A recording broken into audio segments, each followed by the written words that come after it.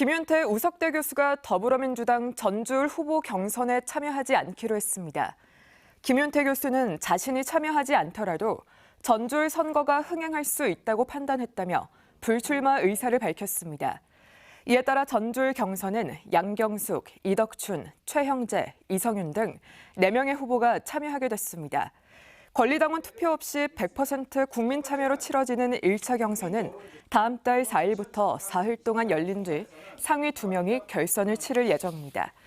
한편 이덕춘 후보는 이성윤 후보가 JTBC 전주방송이 추진한 경선 토론회에 일정 등을 이유로 불참을 통보하자 경선에 막 합류한 후보가 검증 과정을 회피하는 것이라며 참석을 촉구했습니다. 더불어민주당이 중진 의원들의 공천을 배제하는 방안을 검토하고 있는 것으로 알려졌습니다. 민주당은 정동영 전 통일부 장관과 박지원 전 국정원장 등 중진들에 대한 당 내부와 국민 여론이 긍정적이지 않다고 판단해 본격적인 논의에 들어간 것으로 전해졌습니다. 1953년생인 정동영 전 통일부 장관은 김성주 의원의 지역구인 전주병에서 5선에 도전하고 있습니다. 휴일인 오늘도 궂은 날씨가 이어졌지만 봄꽃들이 벌써부터 기지개를 켜고 있습니다. 봄이 오는 길목에서 봄꽃을 보려는 나들이객들의 발길도 이어졌습니다. 정원익 기자입니다. 개나리와 꼭 닮은 영춘화가 화단 한켠을 노랗게 물들였습니다. 알록달록한 펜지는 옹기종기 앙증맞게 자리 잡았습니다. 산수유 나무들도 서서히 노란 꽃망울을 터뜨려갑니다. 산수유도 피고요. 영춘화도 피고 하니까 벌써 봄이 온 것 같아요. 아, 좋죠. 힐링도 되고. 온실 안에서는 100년에 한 번 핀다는 용설란이 모습을 드러냅니다. 2m 길이의 꽃대에 옅은 녹황색의 작은 꽃들은 신비롭기까지 합니다. 봄에 오면은 여기가 더 멋있을 것 같고요. 너무너무 신비롭고요. 또 오고 싶어요, 다음에. 휴일인 오늘도 빗방울이 떨어지는 등 궂은 날씨가 이어졌습니다. 내일 아침은 기온이 영하로 떨어지면서 쌀쌀하겠지만 낮 기온은 8도에서 11도까지 오르겠습니다. 비 소식도 잦아들 전망입니다. 네, 지난주에는 지속적으로 비가 왔습니다만 이번 주에는 목요일에 한때 비가 오겠고 그 밖의 날에는 구름 많은 날씨가 예상됩니다. 전주 기상지청은 오는 주말에는 일시적으로 꽃샘추위가 찾아올 것으로 내다봤습니다. JTBC 뉴스 정원익입니다. 전주시가 비좁은 청사 문제를 해결하기 위해서 2026년까지 현 청사 인근에 별관을 짓기로 했는데요. 하지만 사업 예정 부지를 놓고 소송에 휘말리면서 계획대로 사업이 추진될 수 있을지 우려가 나오고 있습니다. 김진형 기자입니다. 전주시청 부근의 빌딩과 주차장 부지입니다. 지난해 6월 전주시는 이곳에 시청사 별관을 짓겠다며 공유재산관리계획안을 시의회에 제출해 동의를 받았습니다. 1983년에 지어진 현 청사가 비좁아 35개 과 가운데 절반이 넘는 18개 과가 인근 빌딩을 빌려 사용하고 있습니다. 이 문제를 해결하기 위해 전주시는 오는 2026년까지 900억 원을 들여 별관을 건립하겠다는 계획입니다. 하지만 전주시가 주차장 부지를 놓고 소송에 휘말리면서 시청사 별관 건립 사업의 차질이 우려되고 있습니다. 주차장 부지 소유주가 지난해 8월 이곳에 오피스텔을 짓겠다며 건축 허가를 신청했지만 전주시가 별관 예정 부지라는 이유로 허가를 내주지 않자 소송을 제기한 것입니다. 소송은 그러니까 건축허가 처분에 대한 행정 소송이죠. 그러니까 건축허가 처분을 취소해달라는. 3,100제곱미터 규모의 별관 부지 가운데 900제곱미터인 주차장 부지를 확보하지 못하면 당초 계획한 건물은 지을 수 없습니다. 소송이 길어지면 2026년 완공 계획도 어려워집니다. 부지 선정을 놓고 1년 가까이 논란을 빚다 지난해 겨우 시의회의 동의를 얻었지만 소송이라는 뜻하지 않은 복병을 만나면서 사업이 다시 터덕거리고 있습니다. JTBC 뉴스 김진영입니다.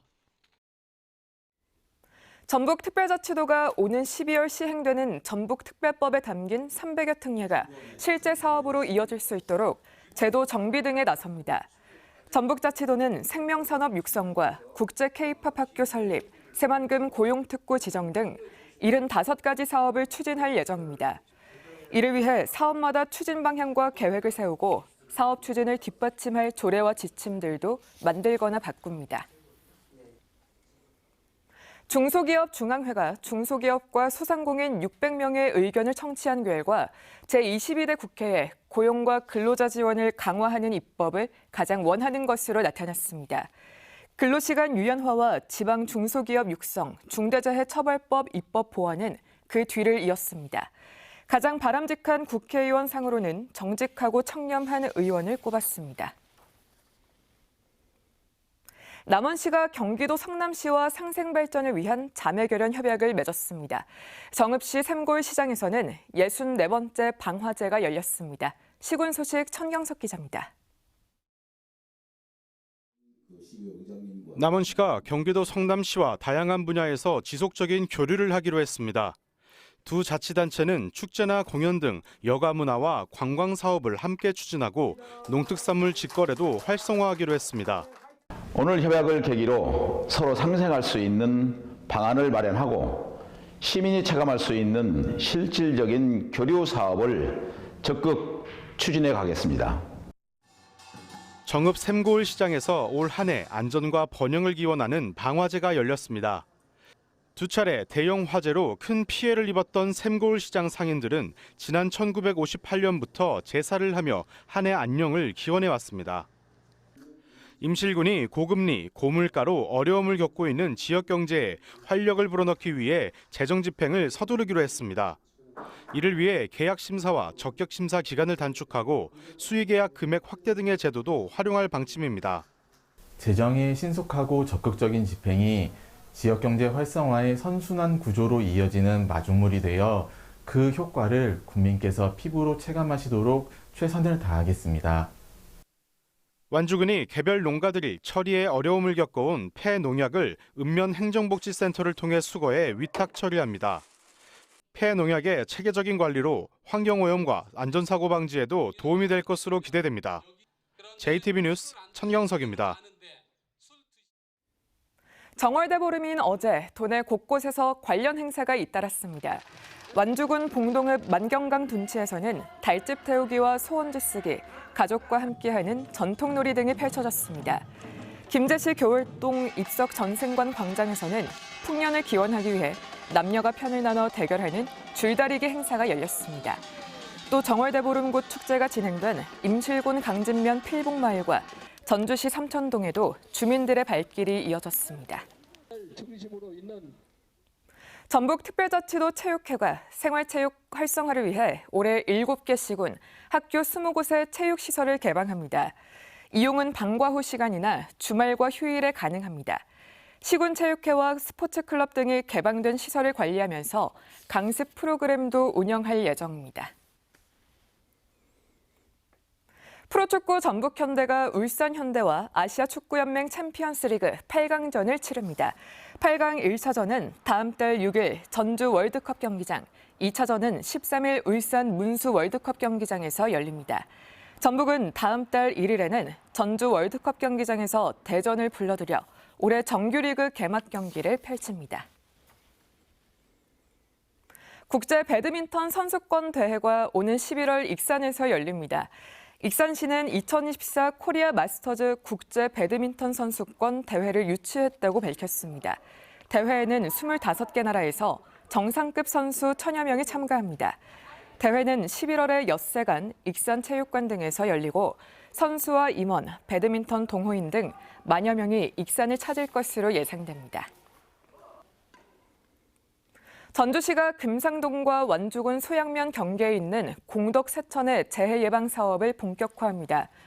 올해 실시 설계를 진행하고 내년 6월부터 용지 보상 절차를 밟습니다.